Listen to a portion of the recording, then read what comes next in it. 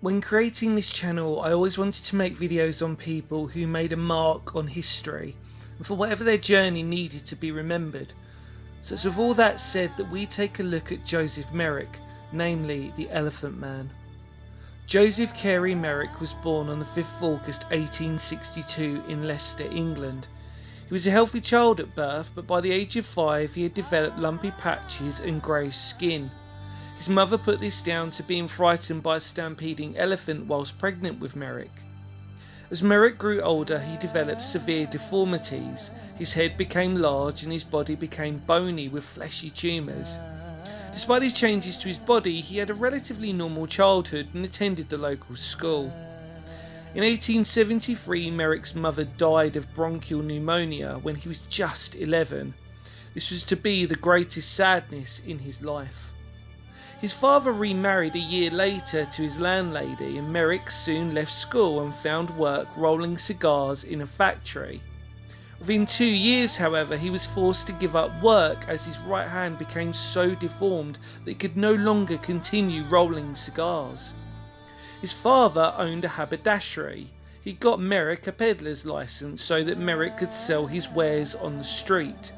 But due to Merrick's extreme deformities and poor speech, people were scared to approach him, hence his father giving him a severe beating for not selling anything.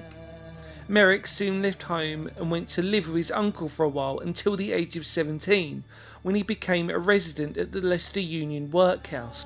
He hated every minute of his life in the workhouse but was forced to stay. In 1884, Merrick decided to profit from his deformities. He contacted Sam Torr, a proprietor of the Leicester music hall called Gaiety Palace of Varieties. He got a spot in the Human Oddities show.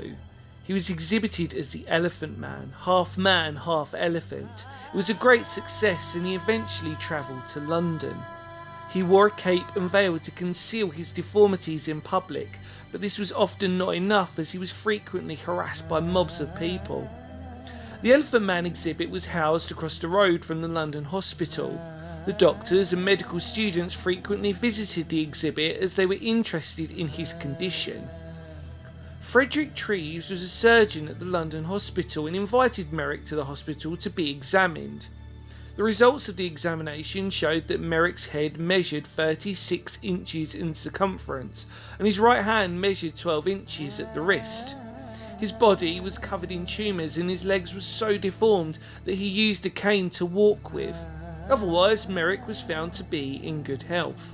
Merrick was later invited to the Pathological Society of London to further investigation, but he refused, saying that the whole experience made him feel like an animal in a cattle market.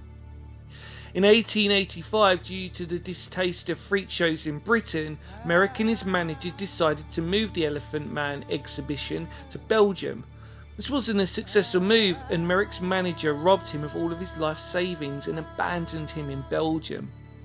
Later, Merrick found passage on a ship and made his way back to England in June 1886. When he arrived at Liverpool Street Station in London, Merrick was mobbed by a crowd of people. He was taken into custody by police and they couldn't understand what he was saying, but luckily for Merrick they searched him and found a business card of the London surgeon, Frederick Treves.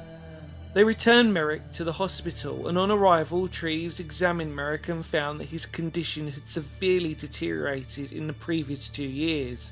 The hospital could not care for Merrick, so he ended up having to fend for himself yet again. The chairman of the London hospital, Carl Groom, published a letter in the Times asking for help. This was well received and financial donations flooded in and provided Merrick with a home for the rest of his life. In 1887, several rooms in the London hospital were converted into living quarters for him. Funds came from the British upper classes and even famous people such as Madge Kendall and Alexandra, Princess of Wales.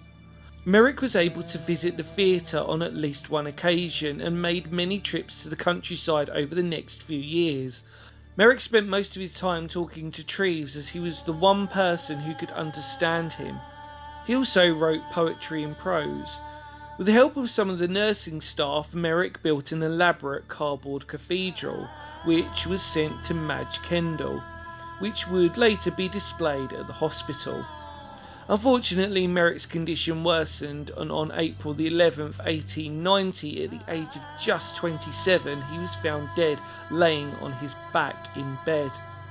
Due to the size of his head, he would always sleep sitting upright, with his head resting against his knees. At the time, it was thought that he died of asphyxiation due to his head crushing his windpipe. A century later, it was surmised that he died from a crushed or severed spinal cord after his head fell back due to the positioning on the bed. After his death, Treves had plaster casts made of his body and his skeleton preserved. It has been kept on permanent display at the London Hospital. Merrick believed that his deformities were due to the encounter his mother had with the elephant. The actual causes, however, have been subject of much discussion since his death. Initially the result of elephantiasis, and now thought to be an extreme form of neurofibromatosis, the result of a disease known as Proteus syndrome. So with all that said, Joseph Merrick's story will never be forgotten, and I hope that with a video like this it will only add to his legacy and the impact he made, because at the end of the day, history really does matter.